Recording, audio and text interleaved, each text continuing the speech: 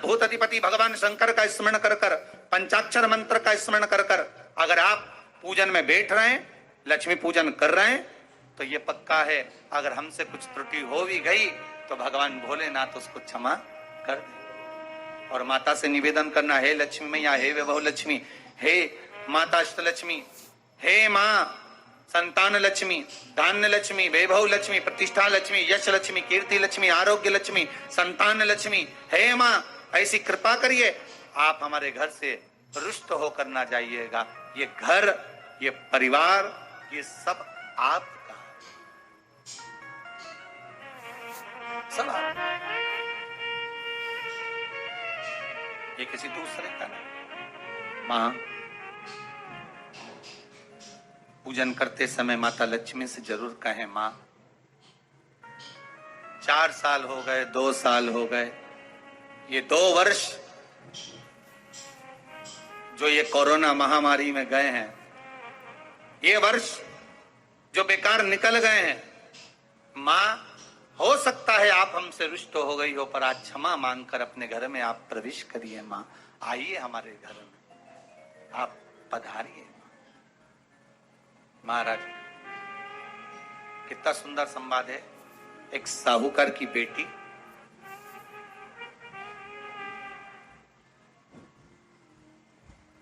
साहूकार की पुत्री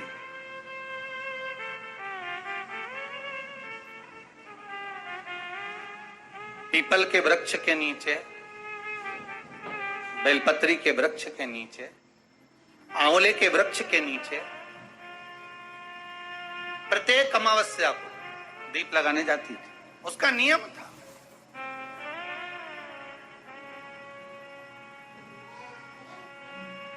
साहूकार की पुत्री प्रत्येक अमावस्या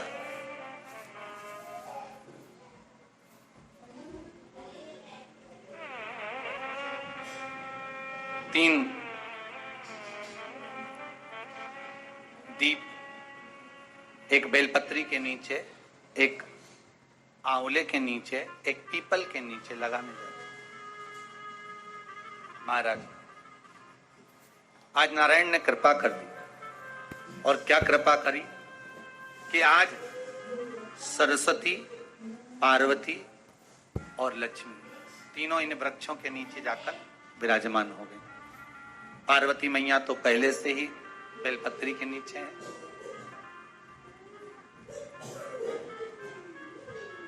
स्वयं सरस्वती मैया, लक्ष्मी मैया आंवले और पीपल के नीचे विराजमान हो। अब आज तीनों देवियों में बात हो रही है, आज तीनों देवियों में चर्चा हो रही है कि यदि आज अगर कोई दीप लगाने आया और पहला दीप जिसका लगेगा तो ये पक्का है कि मैं लक्ष्मी उसके घर में प्रवेश करूंगी।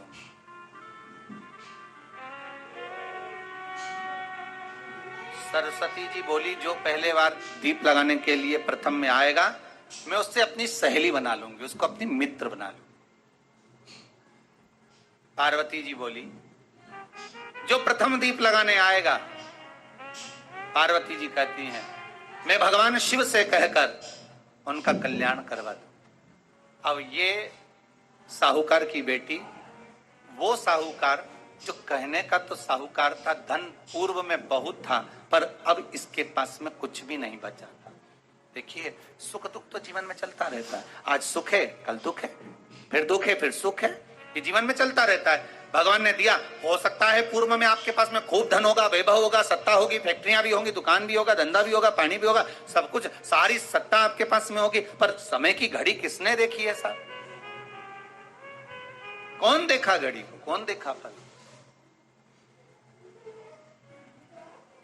इसीलिए कहते हैं ना, बार बार कहते हैं, तेरा पल पल बीता जाए, मुख से जप ले नमः शिवाय, ओम नमः शिवाय, ओम नमः शिवाय। बड़ी मुश्किल से मिलता है। घड़ी पल समय नक्षत्र कब बदल जाए किसको मालूम है। आज साहूकार के जीवन में था साहूकार कहने का, पर धन नहीं था, वैभव नहीं था, सब समाप्त हो गया था, कहीं पैसा चले गया, लग गया। महाराज बेटी ने वही दीप तैयार करे। दीपावली की अमावस्या नहीं थी, पर दूसरी जो अमावस्या थी, उस अमावस्या पर उसने दीप लगाया। जैसे दीप लगाया, 3 देवियों ने आवाज लगाई, अरे सखी सुनो तो। साहूकार की बेटी बोली, किसकी आवाज आ रही है? अरे सखी सुनो तो। सखी ने कहा, क्या बात है? आवाज आई, 3 सुंदर स्त्रियां, बड़ी सुंदर युवती बनकर, सुंदर आभूषण वस्त्र पहनकर बैठी हुई, एक ही जगह पर तीनों बैठी हुई।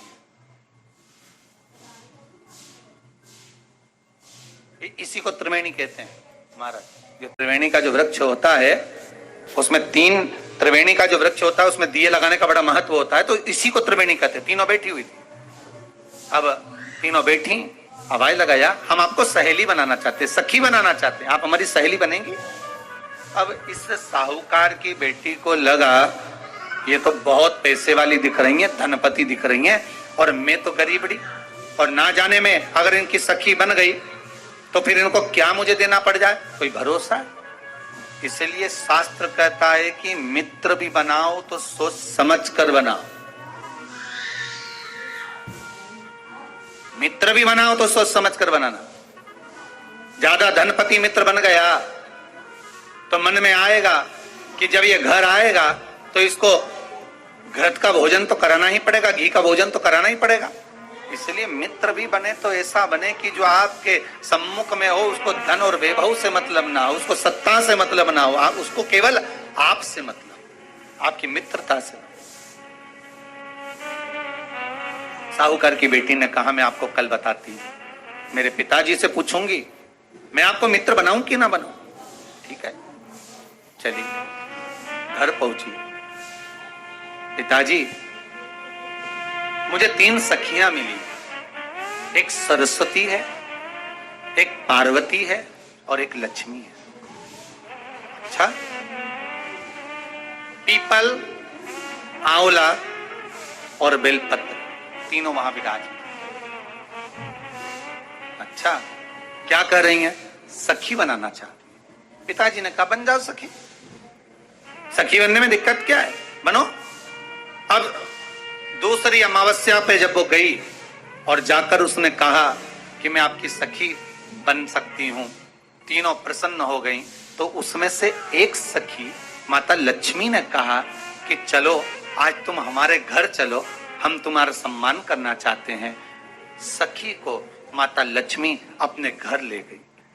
साहूकार की बेटी को जब घर लेकर गई, सुंदर सोने की चौकी, सोने की थाली और सोने के गिलास, पकवान एक से बढ़कर एक माता लक्ष्मी ने जब साहूकार की बेटी के सामने परोसे, इधर माता सरस्वती, इधर माता पार्वती नजदीक में बैठ गई और साहूकार की बेटी पकवान को पाने लगी।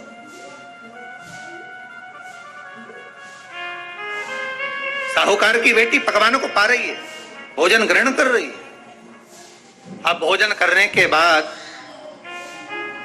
साहूकार की बेटी चली गई।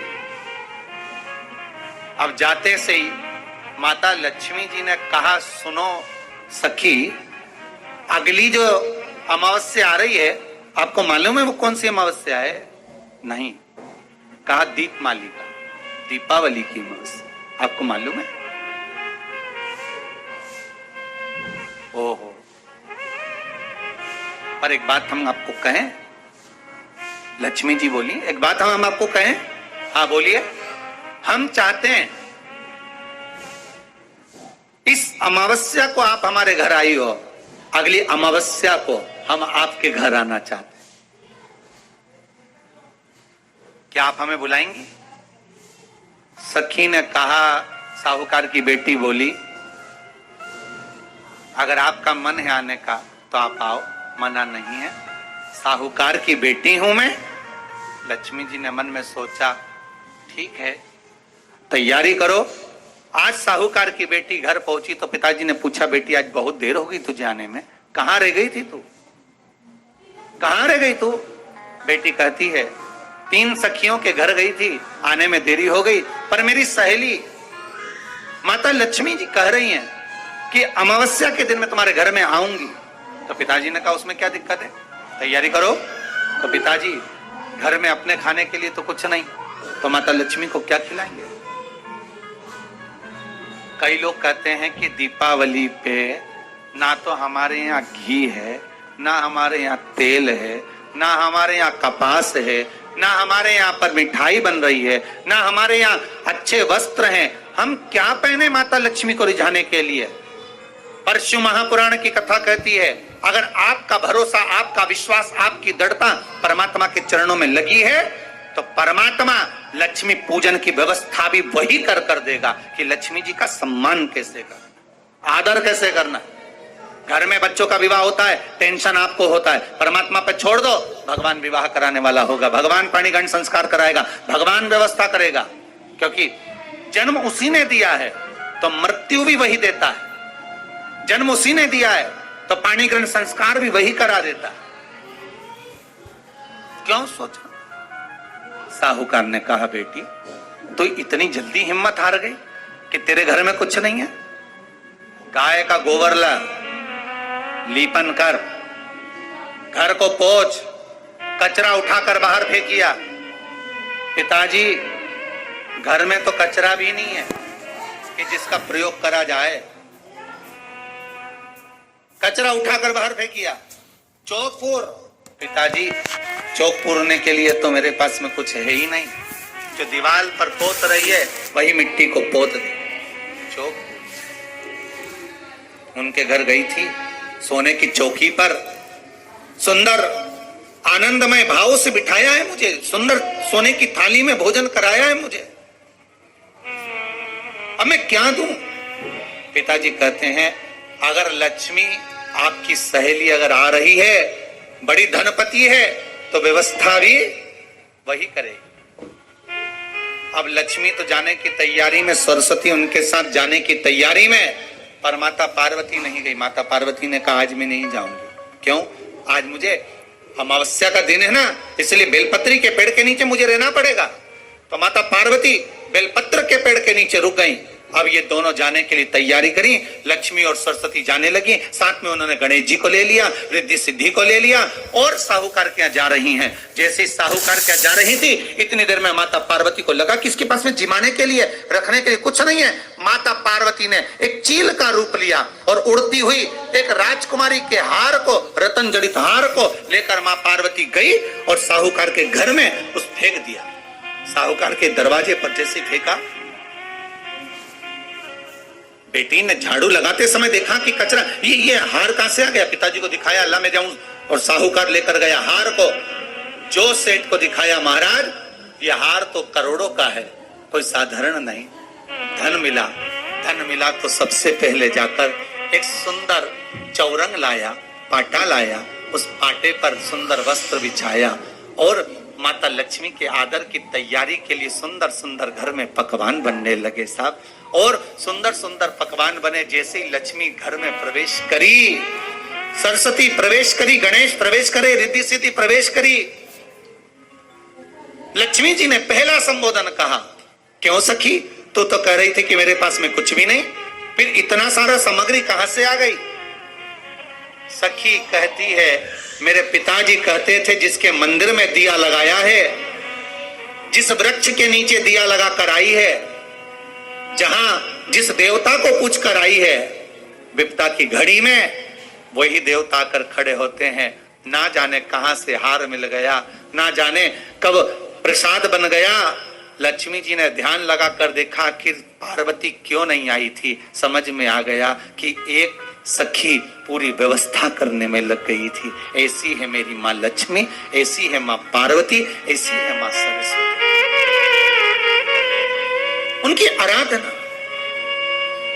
3 दिन से आप पाटा लगाकर पूजन कर रहे हो।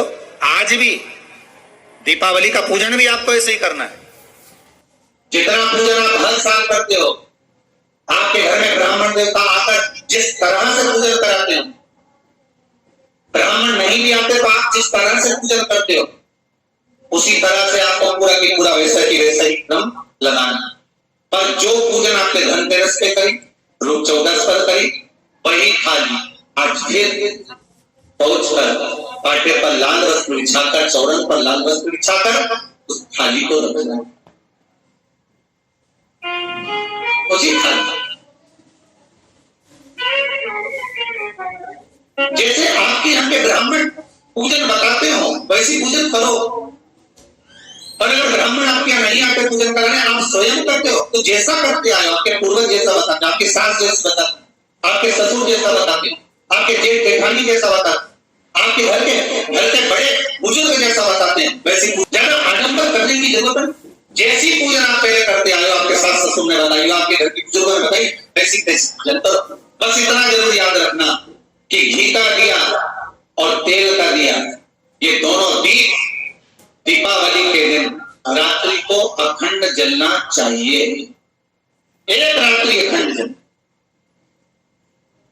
घी का दीप जहां लक्ष्मी जी रखी है, आपने जिन कल्याण की पूजन करी है उनके सीधे हाथ तक, और तेल का दीप उल्टे हाथ तक, लक्ष्मी जी के हाथ के नहीं। वही होली, मोली, चंदन, अबीर, गुलाल, मेहंदी, पीले अक्षर, चावल, सुंदर सुंदर पुष्प, इत्र, सुंदर माला, कमल के फूल, कमल गट्टे 5 या 7, अमरवेल के टुकड़े 7 या 5, हल्दी की गांठ 5 या 7, हरे मूंग, धने में जो खड़ा धना होता है, धने के साथ में थोड़ा सा गुड़ की बाटी, ये भी एक कटोरी में भरकर रखना। क्यों रखा जाता है गुड़ और धने को? क्यों रखा जाता है?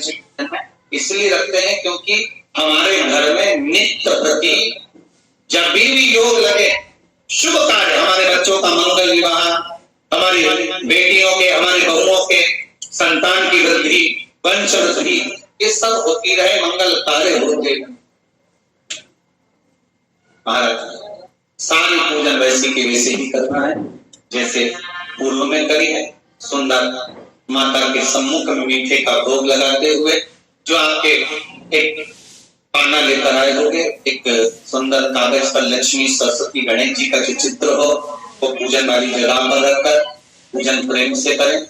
और साथ में अपने कुल देवता, अपने कुल देव, अपने पूर्वजों का भी स्मरण। घर में जहां पर आपके ठाकुर जी बैठे हैं, आपके लाला विराजमान है, विश्वनाथ जी विराजमान है, सुंदर भाव से महाकाल बाबा विराजमान है, उनका भी स्मरण, उनका सुंदर कलश की स्थापना करते हुए, श्रीफल रखते हुए, जैसा जैसा आप करते आए हो, अगर कलश पहले से नहीं रखते आए, रखा है तो जैसी पूजन आप पूर्व में करते हैं, आपके सास ससुर ने जैसा बताया, आपके घर के बुजुर्गों ने जैसा वैसी की वैसी करना। बस नहीं में एक ही चीज जोड़ सकते हो, जो 3 दिन की पूजन आप करते आ रहे हो सिक्के की, तो सिक्के का पूजन जरूर कर, उसका स्मरण जरूर।